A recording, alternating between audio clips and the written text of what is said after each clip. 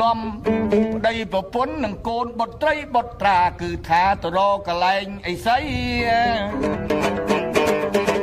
បងប្អូនពុទ្ធបរិស័ទពាក្យថាអីសីមួយម៉ាត់ហ្នឹងក៏ប្រែឲ្យចំ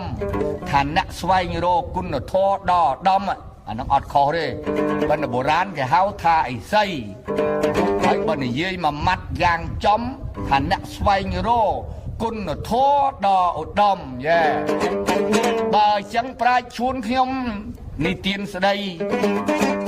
រៀបរឿងវេសណ្ដោឲ្យបានល្អតទៅទៀតចែកជូនអស់លោកសណ្ដានញាតប្រហែលជាលោកស្ដាប់ជាបៃព្រះនាងមេត្រីប្រវេសណ្ដោនាំកូនទាំងពីរបវរចេញពីមាតុដុលបរិយសុំតែស្បៀងសុំតែចំណីដាក់កញ្ជើដាក់ល្អី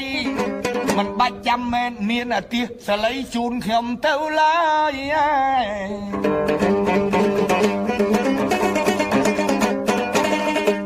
បើអ្នកខ្លះមិនដឹងគេថាភ្លើ